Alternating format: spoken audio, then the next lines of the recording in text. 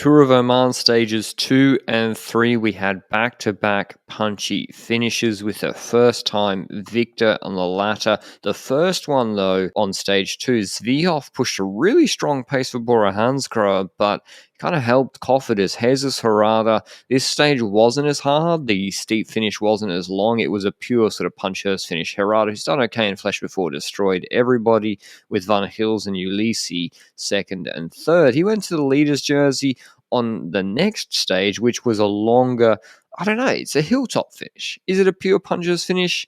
Maybe not. It's 4.6Ks, 8.5%. The last 2Ks are very, very steep. Lushenko started planning their course of action. He's won Tour of Oman GC twice before. I think it's going to be pretty tough for him now because I have these steep finishes and a lot of these younger guys here and Tarame on Green Mountain. It's just he's not as good as those guys on the really steep stuff, and he's not taken bonus seconds the last few days, which can give him that buffer. Anyway, the break was brought back by Cofidis largely maintaining it, then AG2R pacing into the base. They were going for Bouchard on this stage, I think, and for GC. He has actually done okay at UAE Tour GC before. I think like ninth or something, so he's not bad at this time of the year. It's all about these last 2Ks that are really steep. You can see the group is still really large. Lotto Destiny pacing for Maxim Van Hils. He's in the white open jersey, which is costing him some watts, obviously. You know, the speed they're doing right now. Amaury Van Sevenant in fifth wheel. Bora didn't pace today, actually. Bookman didn't. Uterbrooks is their GC guy, their young super talent from Belgium. It was actually Abner Gonzalez who's kept improving, and he's usually in a domestique role for Movistar, and he was here. He did a really good pull for Jorgensen, just keeping him at the front. And I think just being able to stay and do a steady effort rather than having to move up with a big watt spike, which I think Uterbrooks might have had to do, can really help you on these efforts. Although, speaking of watt spikes, there is a huge attack coming shortly. But you can see there was like 16% pinches, 17% pinches, and Jorgensen goes with like 900 meters to go. His first attack, and he's marked by that's Christian Rodriguez in the red for Arkea Samsic. Harold Tejada for Astana latches onto his wheel. So Tejada, he's been good in some other races throughout his Neo-Pro contract, but he's been inconsistent. He was really strong today, perhaps too strong. See Uterbrooks moving up from sort of seventh wheel. I think he's on for Green Mountain when Tarame attacks. Tarame's just been at altitude in Rwanda. He was really good on Oman as a domestique for Jan Hirt. Here he's dropping Jan Hirt. So Tarame looks in much better shape than Jan Hirt, who's moved over to Soudal Quickstep, but this is probably not Soudal Quickstep's biggest goal. So there's all these form lines.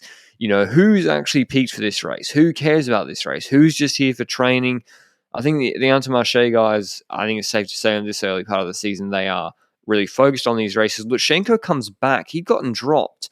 And Tejada sees him, looks at him, and thinks, I'll set a really hard pace for you. And he goes overboard with it. And it's actually the last thing Lushenko wanted was to follow Tejada to the left, doing a hard pace. I would prefer not to. So he lets Tejada's wheel go because he just came back to the group and he was hanging on for dear life and was hoping he could probably recover for 10 seconds.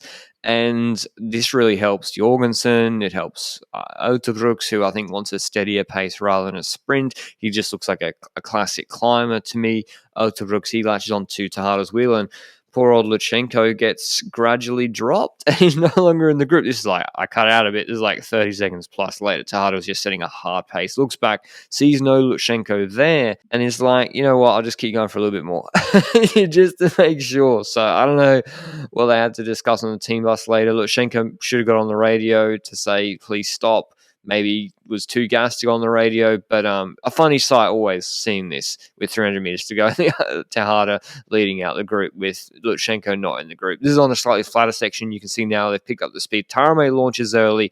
Van Sevenant gets pinched. He should have been on Jorgensen's wheel. Jorgensen's probably the biggest guy in this group and would have the biggest overall kick, and he certainly did. He's not won a race yet. The American, he was strong in the Tour de France last year, young rider on Movistar, and he did, 850 watts for 30 seconds with 1,000 watt plus peak. That's after they did this at a good pace, by the way. They did like 6.8, 6.65 watts per kilo, depending on where you started in the group, for 11, 12 minutes, which is pretty pretty good pace. And for Jorgensen to do that watt burst at the end is really impressive. The barriers fell over. That's not causing Herrada just decide to lie down at the finish, but the barriers fell over, and I'm not sure what happened with the time for everybody else that got caught behind them. But yeah, very impressive from Jorgensen.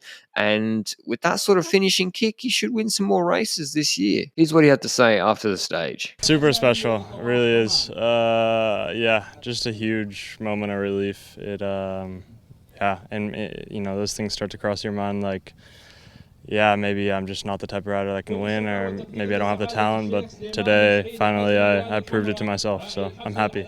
But he goes into the leader's jersey as well after winning the stage ahead of Van Sevenant. Bouchard actually did come third, then Rodriguez, Otebrooks, Langalotti 6 is really impressive on 3 seconds.